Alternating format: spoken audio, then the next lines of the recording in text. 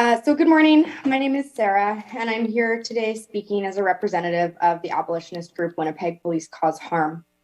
I'm here today to speak to item 10 on the agenda, the recent public engagement process by the city that explored 5 models for Winnipeg Police Services funding, and to once again highlight calls from the community to defund the Winnipeg Police Service.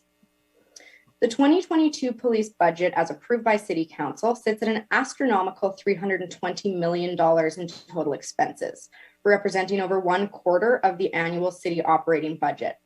The City of Winnipeg spends one of the highest percentages of its budget on policing of any major city across the country.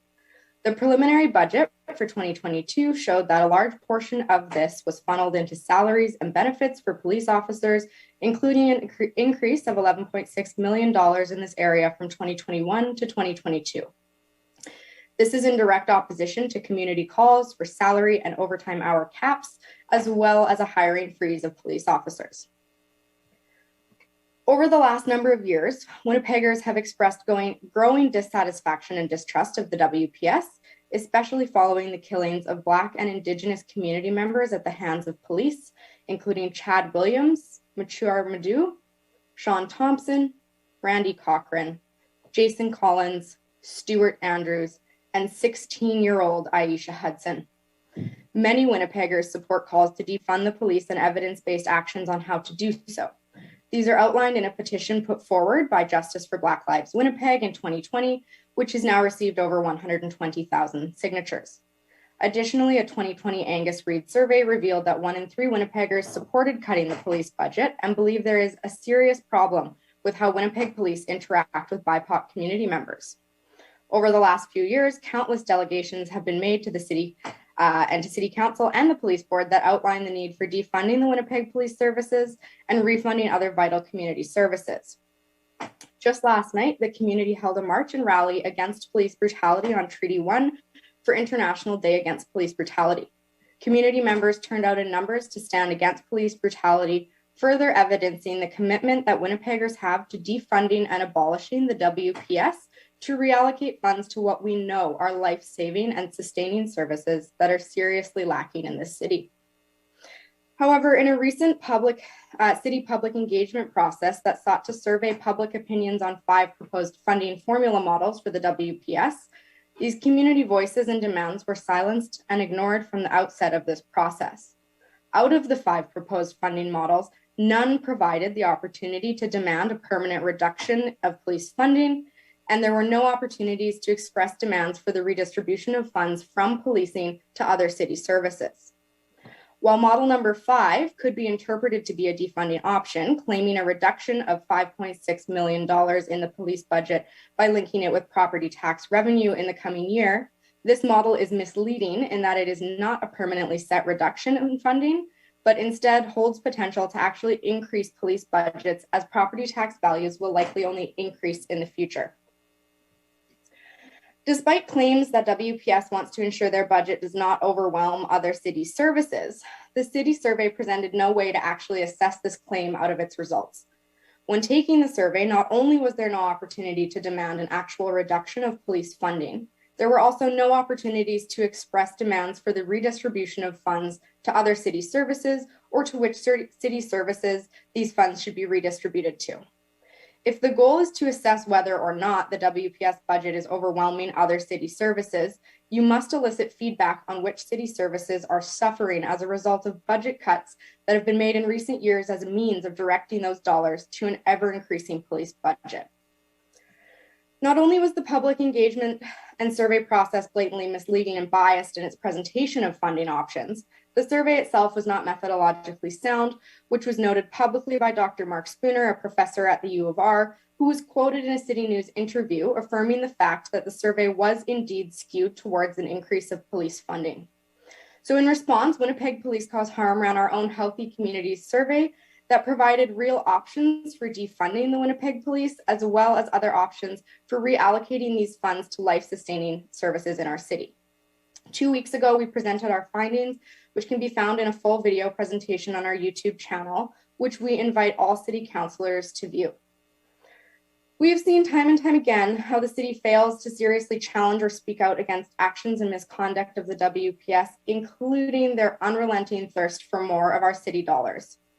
This so-called public engagement process by the city is no exception. Winnipeggers overwhelmingly found all 5 of the funding models unacceptable, indicated by the percentage of responses marked unacceptable on each funding model in the public engagement results. The public city survey, completed by nearly 5,000 Winnipeggers, revealed that 54% of respondents felt that the police received too much funding. Reduced police funding was reported as the most frequently mentioned theme in the open-ended comments of the survey. And further, 34% of individual comments recommended diverting police funding to social services, and 19% gave specific operational suggestions on how to reduce the police budget, like a wage freeze.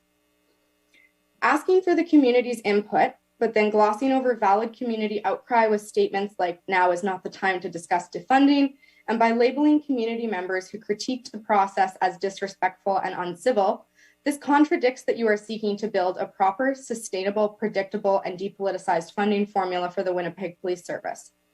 By implying that the funding formula is depoliticized, the city tries to separate any talk of defunding from the biased models that were provided initially, as if calling for an increase in police funding is somehow less political than calls for defunding.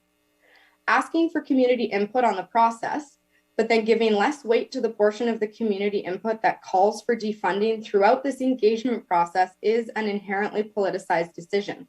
And it's one that weighs in favor of continuing to funnel city funds and resources to a police service that harms our city and harms BIPOC community members in particular.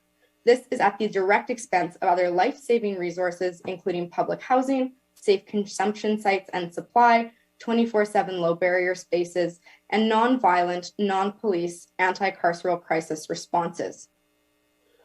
In spite of mounting public and community pressure, city councillors have claimed that now is not the time to speak to defunding the police budget.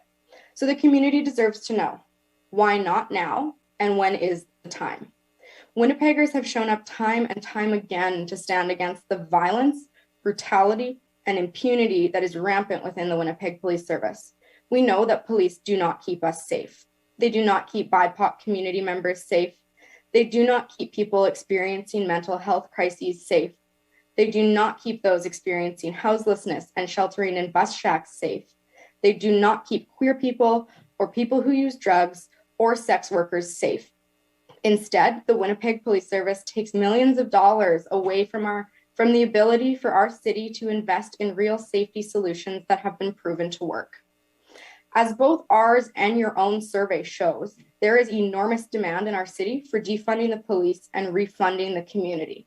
And we're here to once again remind you that we do see the city's ongoing capitulation to the police and are unsatisfied with these attempts to legitimize police funding through rigged survey and engagement processes, as well as the city's continued refusal to listen to the community. In choosing to move forward with the status quo funding model, number 1, wherein the Winnipeg Police Service's budget remains under City Council's control, you must make decisions that are in line with, reflect, and are accountable to real community desires for defunding the police. Thank you. Councillor Barati. Thank you.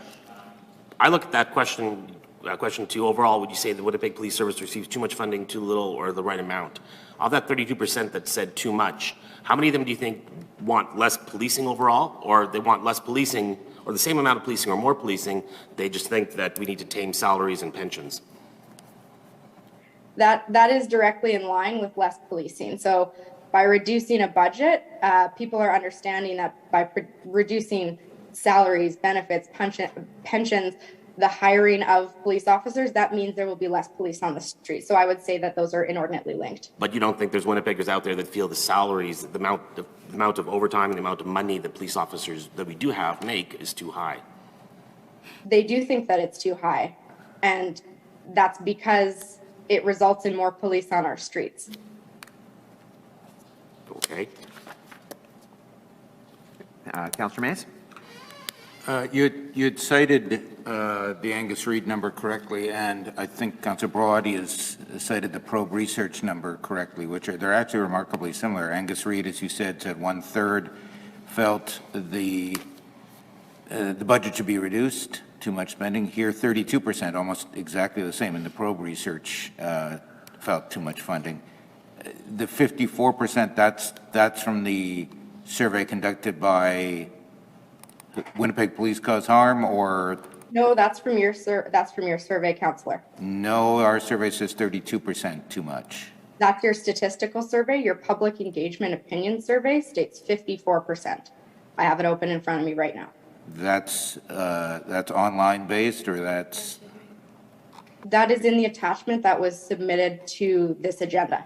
Well, this goes back to the debate I have with Mr. Wilt of don't use the term survey when it's not a statistically valid survey. So once again, we're in the same, but you are okay. right. You are right in saying the probe research one and the Angus Reid one came in very similar. And then this one obviously came in, the public engagement one, I guess, which wasn't a statistically valid survey, but was a measurement of public opinion, came in at 54%. Yeah, and so I'm just pulling it up right now, if you'll give me one moment.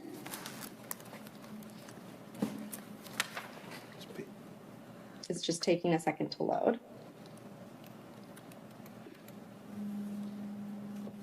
The attachment that says public engagement results specifically says key findings from public surveys. So I am merely using the language that was submitted in the public engagement summary. That's fair. It's a debate I've had with our staff. At least this time they did do a random survey, which they failed to do in previous rounds. So I don't blame you for pointing that out. It's a frustration here that we keep calling things surveys that aren't. I mean, there's public engagement and there's a statistical survey. Why we keep doing this, it's a fair question. But you're right, there is some, what I find interesting is the probe one and the Angus Reid one came in almost dead on the same number. So, but thank you for pointing that out.